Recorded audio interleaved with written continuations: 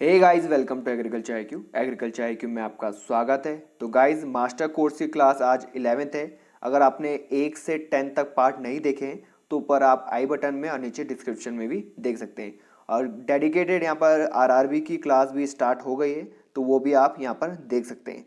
तो यहाँ पर सेशन शुरू करते हैं। इससे पहले यहाँ पर अगर आप सोशल मीडिया प्लेटफॉर्म से मेरे से जुड़ना चाहते हैं तो एग्रीकल्चर आईक्यू ऑफिशियल है, टेलीग्राम चैनल है जिसमें कि आप पीडीएफ और वीडियो का नोटिफिकेशन वहाँ ले सकते हैं।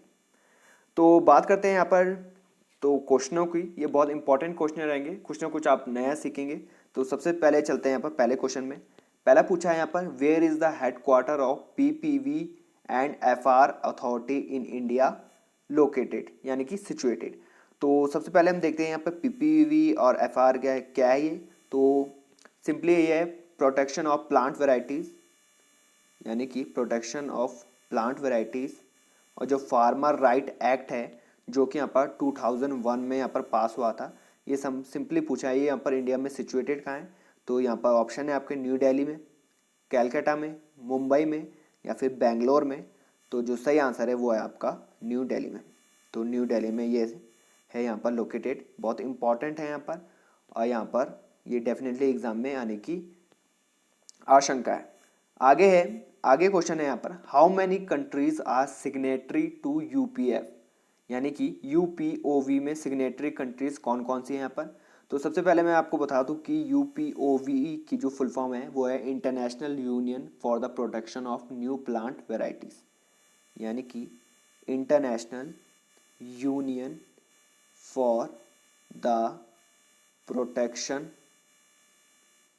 Of new plant varieties. तो सिंपली यहाँ पर पूछा है कि कंट्रीज कौन कौन सी है सिग्नेटरी, यानी कि कितनी कंट्रीज है। आपके ऑप्शन है 25, 50, 68 या 76। तो जो सही आंसर है वो है यहाँ पर 76। तो कई जगह पे गाइज यहाँ पर गूगल में अगर आप सिंपली यहाँ पर सिग्नेटरी कंट्रीज बोलेंगे तो वहाँ पर 74 या 78 आ रहा है। पर अगर आप ऑफिशियल यहाँ पर साइट में जाएंगे यूपीएफ की, तो वहाँ पर मेंबर्स में कंट्रीज में एक पोर्शन है वहाँ पर, तो वहाँ पर आप जाएंगे तो यहाँ पर 76 यहाँ पर कंट्रीज हैं मेंबर्स इस दौरान। तो जो रियल है वो यही है यहाँ पर 76। तो इसी को आप फॉलो करिएगा। हेडक्वार्टर की अगर मैं बात करूँ तो वो है यहाँ पर जेनेवा स्विट्जरलैंड में, जेनेवा स्विट्जरलैंड, ये भी आपको पता होना चाहिए, जेनेवा स्विट्जरलैंड। आगे बात करेंगे, आगे क्वेश्चन है यहाँ पर, which of the following bougainvillea varieties from Indian Institute of Horticulture and Research Bangalore has been patented in Australia. तो यानी कि बोगनविलिया की कौन सी वैरायटी है यहाँ पर जिसे पेटेंट किया है यहाँ पर ऑस्ट्रेलिया में। ये बहुत इंपॉर्टेंट हो जाता है यहाँ पर। डॉक्टर एच बी सिंह यहाँ पर है वैरायटी, इंदिरा है, आर आर पाल है या फिर डॉक्टर राव यहाँ पर वैरायटी है। तो जो सही आंसर है वो है यहाँ पर डॉक्टर एच बी सिंह। ये यहाँ पर इंपॉर्टेंट है बोगनविलिया की वैरायटी जिसे पेटेंट किया गया ऑस्ट्रेलिया में। आगे है यहाँ पर, आगे बात करेंगे यहाँ पर फार्माकोग्नोसी, यहाँ पर ये क्या कहलाता है यहाँ पर।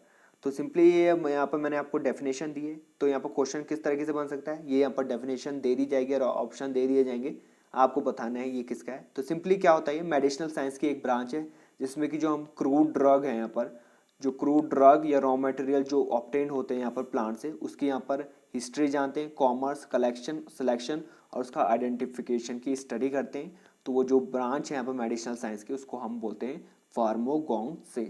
तो इसको बोलते हैं फार्माकोग्नोसी। आगे बात करेंगे, आगे है आपका CCRAS, ये लोकेटेड कहाँ है।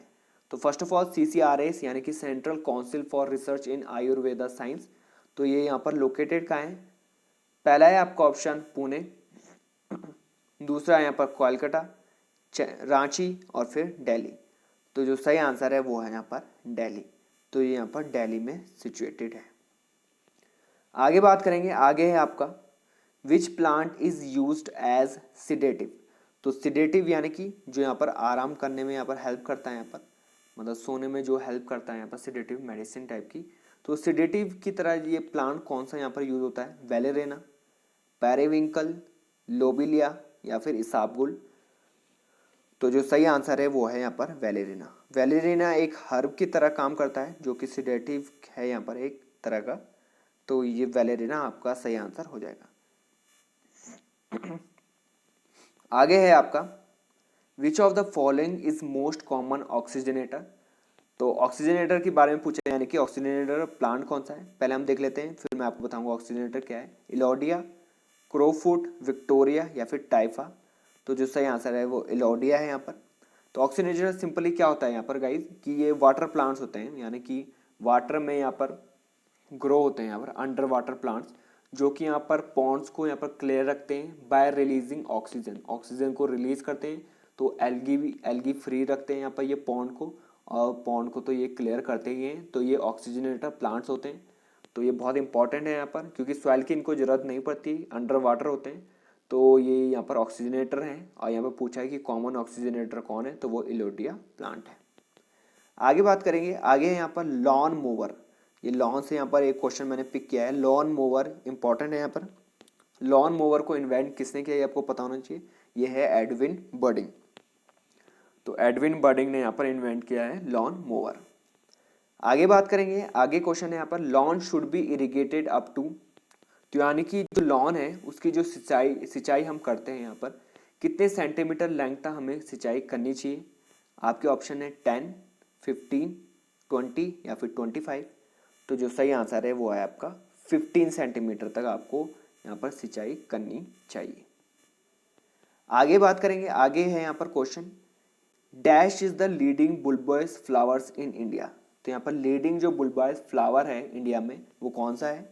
ऑप्शन है आपके रोज, क्राइसैंथेमम, ग्लैडियोलस या फिर रोज, ये दोबारा आ गया है। तो जो सही आंसर है वो है आपका ग्लैडियोलस। ग्लैडियस यहाँ पर लीडिंग कट फ्लावर है, यानी कि बुल्बोइस फ्लावर है। आगे बात करेंगे, आगे क्वेश्चन है यहाँ पर, pre cooling of tulip bulb is done at 7 to 9 degree Celsius for about how many weeks. तो प्री कूलिंग के अगर मैं बारे में बताऊं तो सिंपली क्या होता है कि जो स्प्रिंग फ्लावरिंग बल्ब्स हैं, यानी कि जो स्प्रिंग फ्लावरिंग प्लांट्स हैं, तो उनको जनरली यहाँ पर कोल्ड टेम्परेचर चाहिए रहता है ग्रो करने से पहले। तो कोल्ड टेम्परेचर करने मतलब प्लांटिंग से पहले यहाँ पर कोल्ड टेम्परेचर चाहिए रहता है। तो कोल्ड टेम्परेचर हम कैसे प्रदान करते हैं, प्री कूलिंग हम जनरली कर देते हैं यहाँ पर बल्ब्स की। तो उनको यहाँ पर 7 से 9 डिग्री सेल्सियस यहाँ पर रख दिया जाता है किसी स्पेसिफिक पीरियड ऑफ टाइम, तब उसको ग्रो कर दिया जाता है ताकि वो अच्छे से यहाँ पर ग्रो हो सके। तो यहाँ पर ऑप्शन है यहाँ पर कितने वीक तक यहाँ पर प्री कूलिंग करनी चाहिए यहाँ पर ट्यूलिप बल्ब्स की, 9 वीक, 1 वीक, 2 वीक या फिर 6 वीक। तो जनरल जो फॉर्मूला है उसके तहत यहाँ पर 6 वीक तक हमें यहाँ पर प्री कूलिंग करनी चाहिए।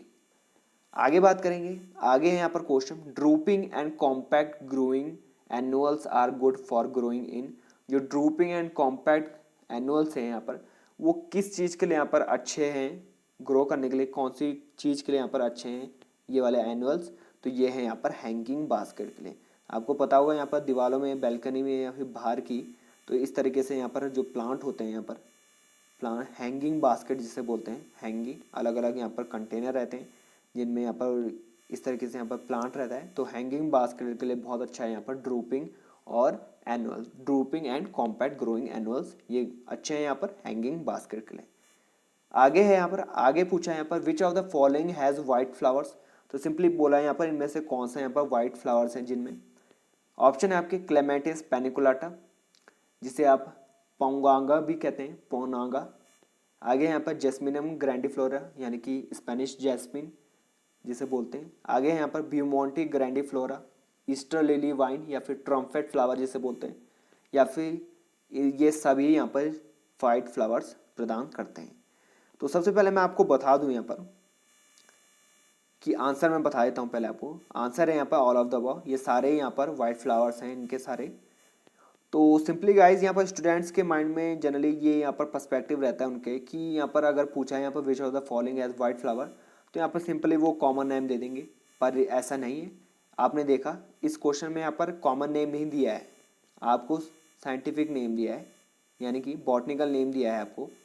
तो बॉटनिकल नेम दिया है तो इसके तहत आपको ये पता होना चाहिए कि किस फ्लावर का नाम कौन सा है, यहाँ बॉटनिकल नेम उसका क्या है।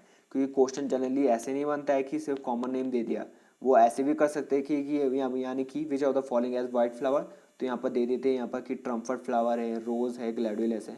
पर ये ना करके उन्होंने सीधा बॉटनिकल नेम दिया, ताकि कंफ्यूजन हो, क्योंकि जनरली बॉटनिकल नेम बच्चे याद करके नहीं जाते। तो इस तरीके से भी यहाँ पर सवाल बनते हैं, तो इसलिए मैंने ये पिक किया है ताकि आपको थोड़ा यहाँ पर पता चले कि क्वेश्चन कैसे बनते हैं एग्जाम में। सो गाइज, ये था आज का सेशन। अगर आपने यहाँ तक देख लिया है तो please hit the like button, subscribe और यहाँ पर बेल आइकन भी दबा दीजिए। Thanks for